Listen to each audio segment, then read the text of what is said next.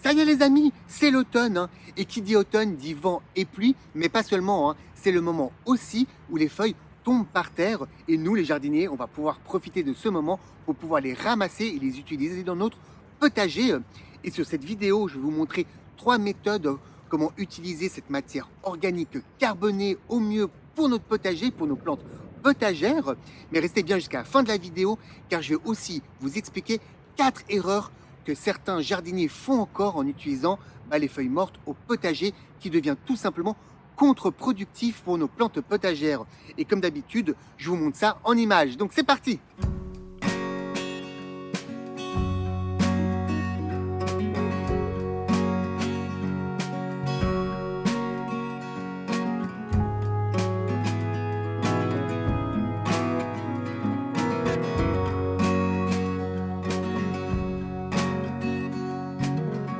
Pour commencer, ce que je peux vous dire, c'est d'utiliser un râteau de jardin pour ramasser vos feuilles mortes dans votre jardin.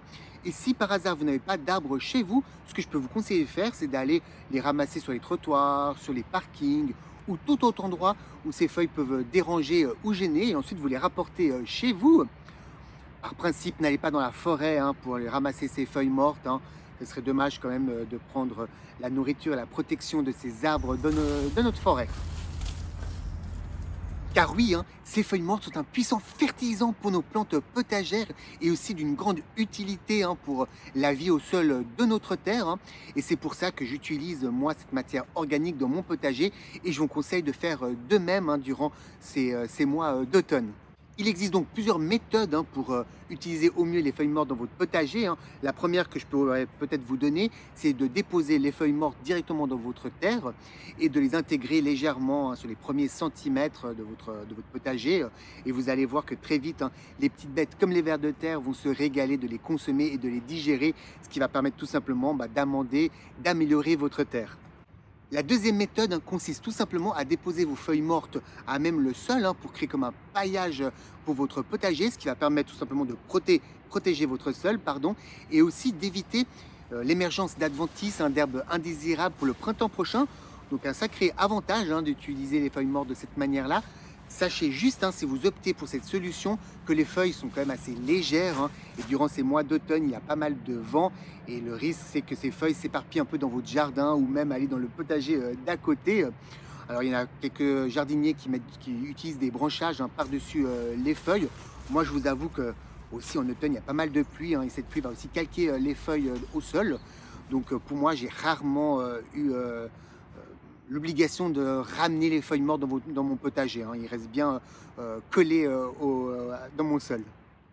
La troisième méthode que beaucoup de jardiniers utilisent, parce qu'elle est tout simplement pratique et rapide, c'est de déposer les feuilles mortes directement dans le compost, dans votre composteur. Alors moi, je vous avoue que la solution que moi j'opte, c'est sur les deux dernières. Je fais à peu près du 50-50, ça veut dire que je mets 50% de mes feuilles mortes dans mon compost et les autres 50%, je les dépose comme un paillage à même le sol. C'est vraiment une solution qui me convient bien et qui marche vraiment très bien dans mon potager. Maintenant, je vais vous parler des erreurs à éviter en utilisant les feuilles mortes dans votre potager. Et la première que je peux vous donner, c'est de ne pas utiliser des feuilles contaminées ou infectées par des maladies ou par des champignons, tout simplement au risque de contaminer également votre terre et de transmettre ces maladies ou ces champignons à vos plantes potagères par la suite. Donc vraiment, soyez vigilants à utiliser des feuilles qui sont saines, issues des arbres sains, tout simplement. Le deuxième conseil que je peux vous donner pour éviter de faire une erreur en utilisant les feuilles mortes dans votre potager, c'est de ne pas utiliser une trop grande épaisseur de feuilles dans votre sol.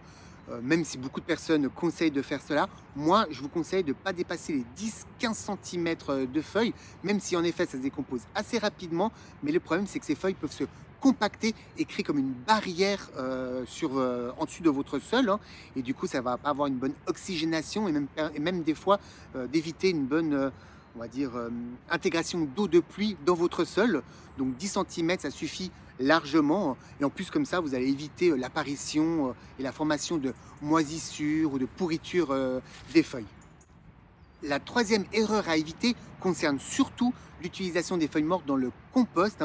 En effet, les feuilles mortes sont, comme j'ai dit avant, une matière organique carbonée et donc très riche en carbone mais très pauvre en azote. Donc si vous mettez que des feuilles dans votre compost, le problème c'est que votre compost sera un peu déséquilibré, il manquera d'azote et du coup en amenant après cet amendement, hein, ce compost dans votre terre, le risque ce sera aussi de déséquilibrer votre terre de potager et du coup de ne pas avoir une bonne croissance de vos plantes.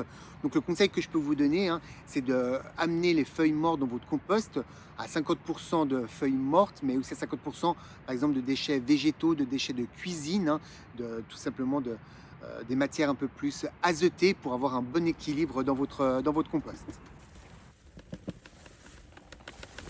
Le quatrième conseil que je peux vous donner pour éviter de faire une erreur qui est pour moi assez grave en utilisant les feuilles mortes, c'est d'utiliser des feuilles toxiques. Par exemple, les feuilles de certains arbustes peuvent être toxiques ou qui prennent des mois ou des années à être décomposées. Donc, soyez vigilants qu'elles ne soient pas toxiques, hein, les feuilles tout simplement des arbustes que vous avez dans votre jardin, mais aussi les feuilles, par exemple, des noyers qui contiennent une substance qui, si je ne me trompe pas, qui s'appelle la juglone, qui va tout simplement diminuer la croissance de vos plantes potagères. Donc encore une fois, soyez vraiment vigilants que vos feuilles soient saines et surtout non toxiques lorsque vous utilisez pour votre potager. Voilà, on arrive au terme de cette vidéo. J'espère qu'elle vous a plu, que l'utilisation des feuilles mortes dans votre potager n'a plus aucun secret pour vous. Si vous êtes intéressé de savoir comment améliorer votre sol de potager, je peux vous conseiller d'aller voir une de mes vidéos que je vous mets le lien juste là, hein.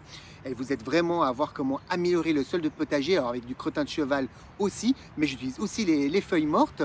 Ou si vous allez faire comme moi, vous allez ramasser vos châtaignes maintenant dans la forêt, je vous conseille de cliquer sur ce lien là où je vous montre comment éplucher rapidement et de façon très pratique vos châtaignes. Avant de cliquer sur une autre des vidéos, n'oubliez pas non plus de liker celle-ci. Et puis je vous dis à tout bientôt les potagistes pour une toute nouvelle vidéo. Allez, ciao les potagistes!